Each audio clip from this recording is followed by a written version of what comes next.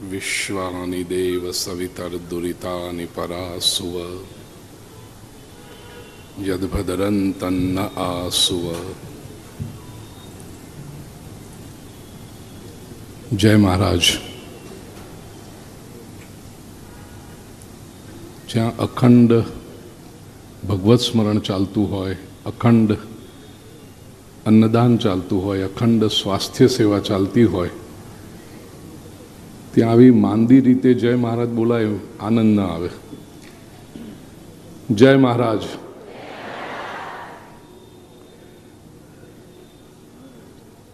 દિવ્ય જ્યોતને પ્રણામ. પ્રિય શ્રદ્ધેય પૂજ્ય રામદાસજી મહારાજને પ્રણામ. પૂજ્ય નારાયણદાસજી મહારાજની સ્મૃતિને વંદન.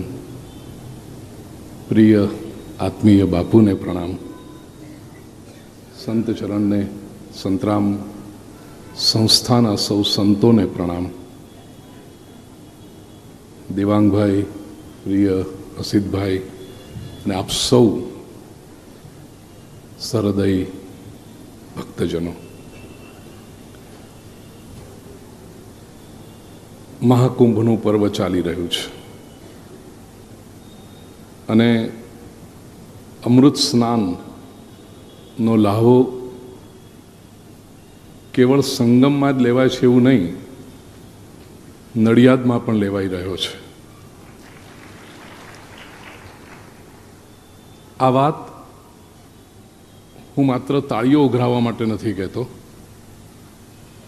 પણ બહુ જ સભાનતાપૂર્વક, જાગૃતિપૂર્વક અને જવાબદારીપૂર્વક કહું છું. શાસ્ત્રના પ્રમાણ સાથે કહું છું.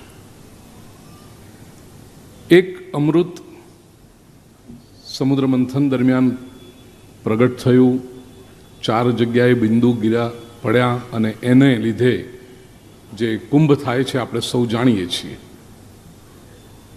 અને સંગમમાં સ્નાન કરવાનું, અમૃત સ્નાનનું જેને સદભાગ્ય પ્રાપ્ત થયું છે એ સૌને પણ આપણે ગૌરવ કરીએ. પણ આપણે અહીં બેઠીને ઓછા લાભાન્વિત નથી. એનું કારણ બાપુ એક સુંદર શ્લોક વાંચવામાં આવ્યો, જે શેર કરવો છે આજે. અમૃત ક્યાં છે શોધવાનો મેં પ્રયત્ન કર્યો, પણ આના કવિ કોણ છે હું શોધી શક્યો નથી. કદાચ ભાઈ ધનંજય કે શોધીને મને કહેશે તો આનંદ થશે. અબ્ધૌ વિધૌ વધુમુખે ફણીનામ નિવાસે સ્વર્ગે સુધા વસતિ વૈ વિબુધા વદંતી ક્ષારાત ક્ષયાત પતિમૃતાત ગરલાત પતત્વાત કંઠે સુધા વસતિ વૈ ભગવત જનાનામ. અમૃત ક્યાં છે?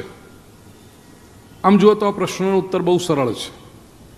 શાસ્ત્રના અનેક પ્રમાણો છે અને એના 5 સ્થાન બતાવ્યા છે. 5 જગ્યાએ અમૃત છે.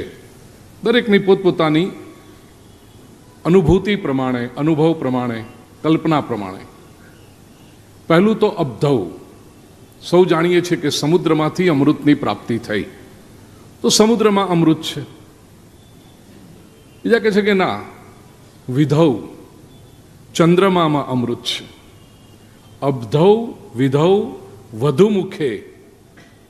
કોઈ કવિ હૃદયના રોમેન્ટિક વિચારધારાના વ્યક્તિ હોય તો કે ના, વધુમુખે, પ્રિયતમાના મુખમાં એ જે અમૃત છે, અમૃત બીજે ક્યાં મળવાનું? પ્રેયસીના ચહેરામાં અથવા તો પ્રિયકરના ચહેરામાં અમૃતનું જે દર્શન થાય, અનુભૂતિ થાય, એ જ અમૃત છે. અબ્ધૌ વિધૌ વધુમુખે ફણીનામ નિવાસે. કેટલાક લોકો કહે છે ના, એ તો નાગલોકમાં અમૃત છે. અને છેલ્લે કહ્યું સ્વર્ગે સુધા વસતિ વૈ વિબુધા વદંતી. સ્વર્ગમાં અમૃત છે. ભગવાન ધન્વંતરી અમૃતનો કુંભ લઈને પ્રગટ થયા. થોડીક દોડાદોડી થઈ, પણ પછી તો અલ્ટિમેટલી દેવોને જ અમૃત મળ્યું અને એ અમૃત સ્વર્ગમાં નિવાસ કરે છે. વિબુધા વદંતી. આ બધા સમજદાર લોકોની વાણી. પણ પછી કવિ કહે છે કે જો આ વાતનો આપણે સ્વીકાર કરીએ તો સામે પ્રશ્નો પણ થાય છે. વિચારવંત છીએ આપણે, 21મી સદીના છીએ. સીધે સીધું તો સ્વીકાર કરી લેતા નથી. આપણું તર્ક, ક્યારેક કુતર્ક, વિતર્ક એ પણ આવે અંદર. તો એ દલીલ થઈ. યદિ અબ્ધૌ અમૃતમ વસતી, જો સમુદ્રમાં અમૃત હોય તો સમુદ્રમાં ક્ષાર કેમ છે, ખારાશ કેમ છે? ન હોવી જોઈએ. ક્ષારાત, ક્ષયાત, પતિમૃતાત, ગરલાત, પતત્વાત, જે 5 જગ્યાએ અમૃત કહેવાય એ 5ની સામે દલીલો આપી. સમુદ્રમાં જો અમૃત હોય તો સમુદ્રમાં ક્ષાર ન હોવો જોઈએ, ખારાશ ન હોવી જોઈએ. ચંદ્રમાં જો અમૃત છે એમ કહ્યું તો ચંદ્રનો ક્ષય કેમ થાય છે? કૃષ્ણ પક્ષમાં ચંદ્રની કલાઓ ઘટતી કેમ જાય છે? અમૃત હોય તો આ થવું ન જોઈએ. વધુ મુખાત, પત્નીના ચહેરામાં, પ્રિયતમાના ચહેરામાં જો અમૃત હોય એના મુખમાં, તો પતિનું કદી મૃત્યુ થવું જ ન જોઈએ. એ સ્ત્રી કદી વિધવા થવી જ ન જોઈએ. પણ સંસારમાં દેખાય છે કે એ ઘટના બની રહી છે, તો ક્યાંક દોષ છે. ફણીના નિવાસે જો અમૃત હોય, નાગલોકમાં જો અમૃત હોય, તો પછી નાગમાં વિષ કેમ છે? અમૃત અને વિષ સાથે તો ન હોઈ શકે. જો અમૃત હોય તો વિષનો નાશ થઈ જવો જોઈએ.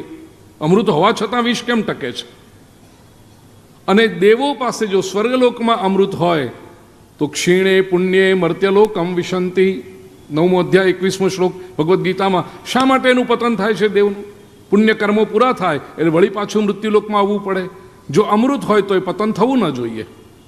માટે આ 5માં કંઈક વાંધો છે. તો ખરેખર અમૃત છે કે? અમૃત છે એમાં તો કોઈ શંકા નથી. તો અમૃત છે ક્યાં? કવિએ બહુ સરસ કહ્યું, કંઠે સુધા વસતી વૈ ભગવત જનાનામ. જે ભગવતજનો છે, જે ભગવત ભક્તિ કરે છે, એના કંઠમાં અમૃત વસે છે. અને એ જે અમૃત વસે છે એનો લાભ કેવલ જેના કંઠમાં વસે છે એને નથી થતો, એનો લાભ દરેકને થાય છે. જેના જેના મુખે આ ભગવત કથા પ્રગટ થાય એ અમૃત. અને તેથી જ શ્રીમદ ભાગવતના 10મ સ્કંદનો 31મો અધ્યાય ગોપી ગીતના 9મા શ્લોકમાં ગોપીઓ પણ કહે છે, તવ કથામૃતમ તપ્ત જીવનમ. પ્રભુ આપણી કથા છે ને એ અમૃત છે. કારણ ભગવત જનાનામ કંઠે, ભગવતજનોના, ભગવત ભક્તિ જે કરે છે, ભગવન્મય જે રહે છે એ લોકોના કંઠે પ્રભુ આપની કથા પ્રગટ થાય છે. અને તેથી એ કથા પ્રગટ નથી થતી, એ અમૃત પ્રગટ થાય છે. અને અમૃતનો પ્રવાહ વહી રહ્યો છે. એ સ્નાન આપણે સૌ કરી રહ્યા છીએ. અનેક પ્રમાણો શાસ્ત્રના મળે. નાહમ વસામી વૈકુંઠે યોગીનામ હૃદયે ચ ન મદભક્તા યત્ર ગાયંતી તત્ર વૈ. ત્યાં હું વસું છું નારદ. કારણ એ ભગવતજનોના કંઠમાં અમૃત છે. એ અમૃતનું સ્નાન આપણે સૌ કરી રહ્યા છીએ, નિરંતર કરતા રહ્યા છીએ. કુંભનું અમૃત તો 12 વર્ષે એક વખત પ્રાપ્ત થાય, 144 વર્ષે એક વખત પ્રાપ્ત થાય. એ લાવો લેવાનો, ચોક્કસ લેવાનો. છેલ્લા 30 વર્ષથી તો હું લઉં છું. અહીંયા અનેક સંતો મહાપુરુષો બેઠા હશે, એનાથી અનેક વખત લેતા હશે. દર વખત આશા લઈને જઈએ કે કદાચ આ વખતે અમૃત પ્રાપ્ત થઈ જાય, કદાચ આ વખતે અમૃત પ્રાપ્ત થઈ જાય. અનેક મહાપુરુષોને પૂછ્યું કે થયું, અને મહાપુરુષો બહુ પ્રામાણિકતાથી કહે છે કે હજી સુધી તો ધક્કા મળ્યા છે. પણ એક વાત ચોક્કસ છે પ્રિય સ્વજનો, વ્યાસપીઠ પરથી શાસ્ત્રને આશ્રય બેસી અને ભગવતજનોના કંઠે જે અમૃત પ્રગટ થાય છે એ અમૃત તો સચોટ છે, હજારો વર્ષોથી વહી રહ્યું છે અને સમાજને ચેતના આપી રહ્યું છે. આવા અમૃતના બહુ જ મોટા સ્ટોકિસ્ટ, આજની ભાષામાં કહું તો આવા અમૃતના બહુ જ મોટા ડીલર કે જેની પાસેથી અનેક લોકો પોતપોતાનો સ્ટોક રાખીને અમૃતની વહેંચણી કરે છે, એવા મારા અત્યંત આદરણીય આત્મીય પૂજ્ય બાપુને વંદન કરી મારી વાણીને વિરામ આપું. અને હવે આપ સૌની સાથે હું પણ આ અમૃત સ્નાન કરવા માટે જોડાઉં. જય મહારાજ.